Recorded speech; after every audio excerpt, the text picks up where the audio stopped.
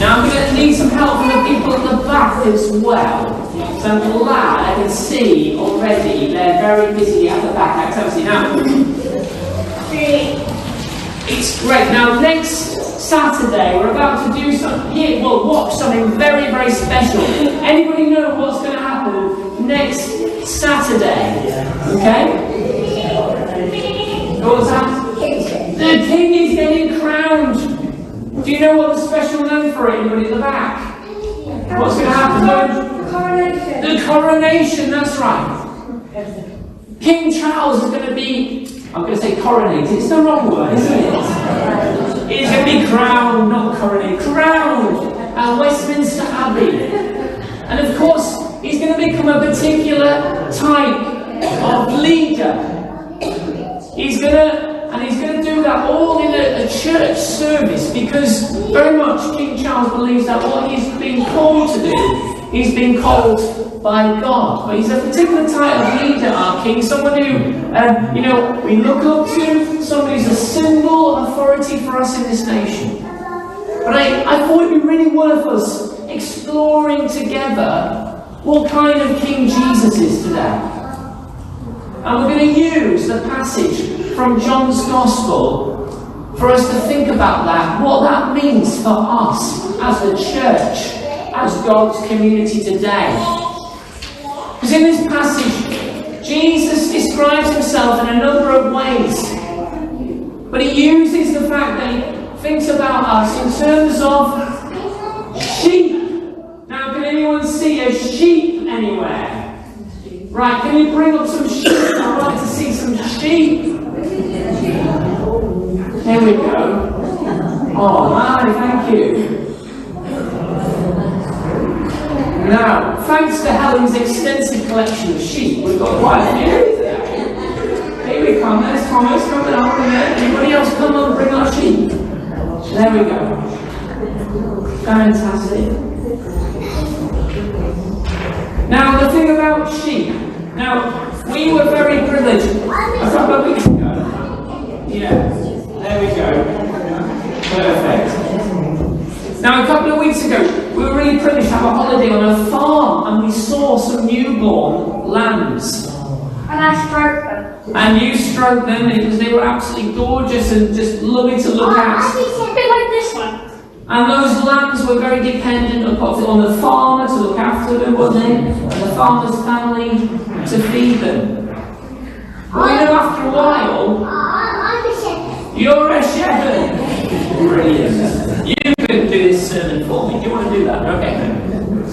But, I'm a shepherd. yeah, we know that lambs need a lot of looking after when they're first born. But the thing about lambs, after a while, what does the farmer do? Does he keep looking after them in his farm hut or his shed? What does he do? He lets them in the field. He lets them go. He lets them go off. And Jesus And then brings them back in. brings them back in. At some times, doesn't he? Yeah. But see, Jesus describes himself as a shepherd. And through the resurrection, through Jesus, he allows us to be his children of God, to be looked after him by him the shepherd. Through the resurrection, we've been given that possibility and that life.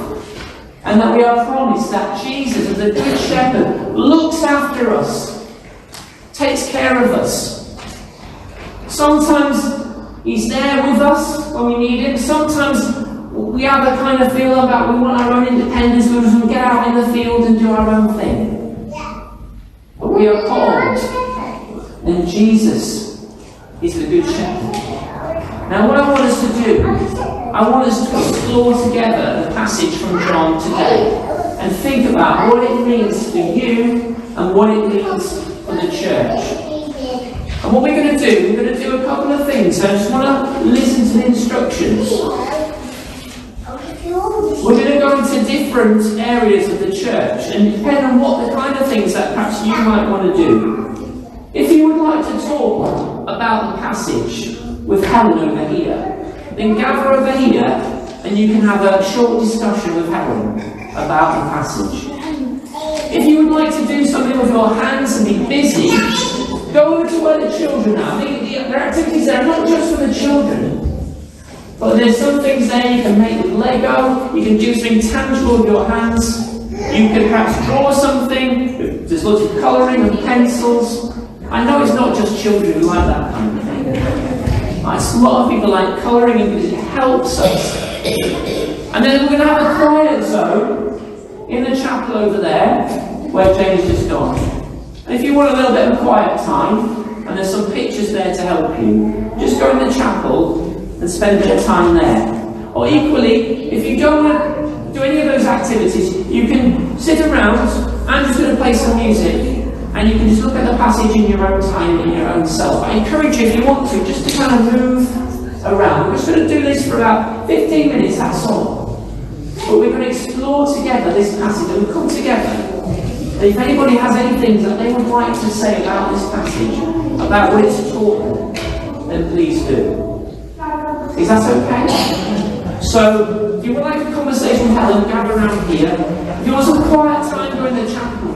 If you'd like to do something colouring and stuff like that at the back, please go in the back. If you just want to listen to the music and just take it in yourself, then that's absolutely fine as well.